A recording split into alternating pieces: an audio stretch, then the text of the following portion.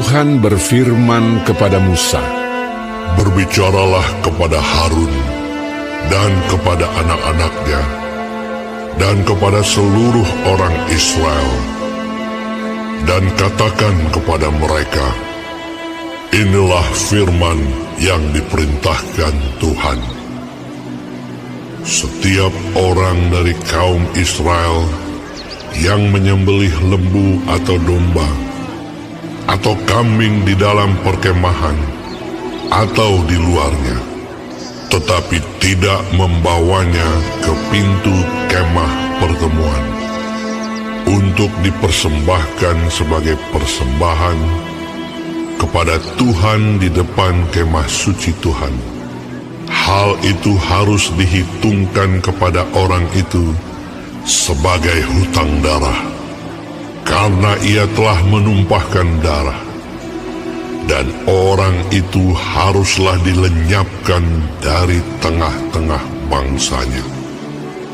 Maksudnya, supaya orang Israel membawa korban sembelihan mereka yang biasa dipersembahkan mereka di padang kepada Tuhan ke pintu kemah pertemuan dengan menyerahkannya kepada imam untuk dipersembahkan kepada Tuhan sebagai korban keselamatan.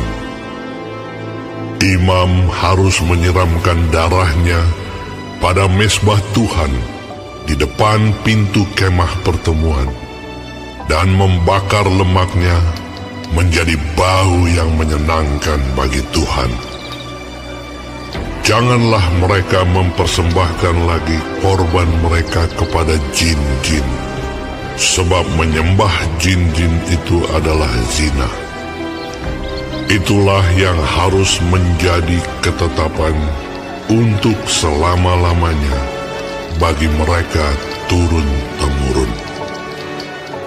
Dan haruslah kau katakan kepada mereka, setiap orang dari kaum Israel atau dari orang asing yang tinggal di tengah-tengah mereka, yang mempersembahkan korban bakaran atau korban sembelihan, tetapi tidak membawanya ke pintu kemah pertemuan supaya dipersembahkan kepada Tuhan, maka orang itu haruslah dilenyapkan dari antara orang-orang sebangsanya.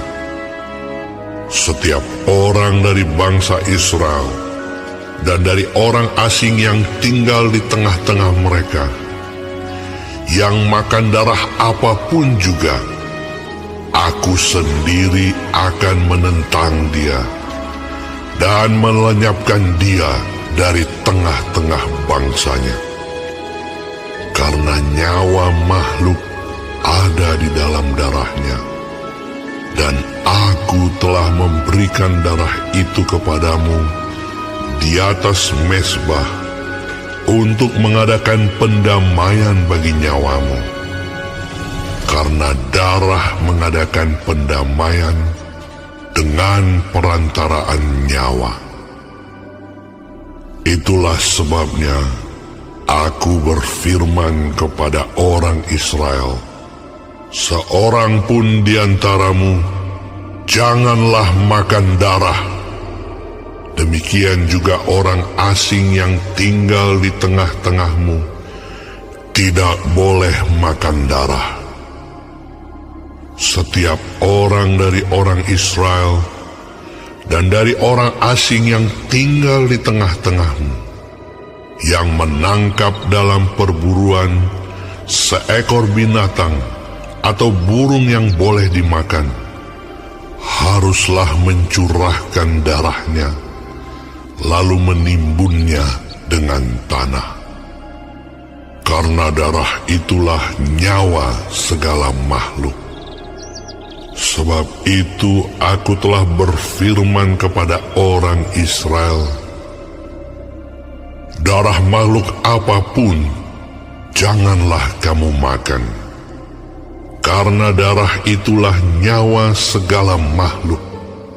Setiap orang yang memakannya haruslah dilenyapkan.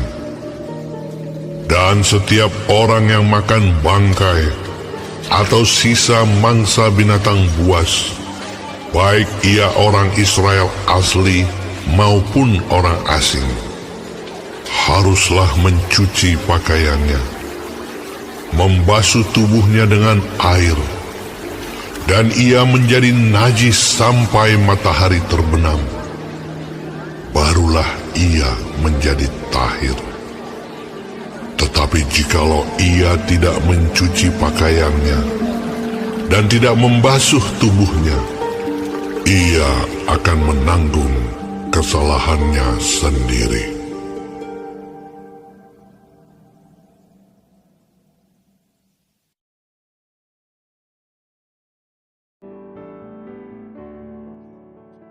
Shalom semua jemaat Tuhan, kembali kita di dalam pendalaman Alkitab Clearsight. Sekarang kita sudah memasuki kitab Imamat 17. Tuhan Yesus memberkati. Di dalam ayat 1 sampai 16, tempat menyembelih dan mempersembahkan korban dan larangan tentang makan darah atau bangkai.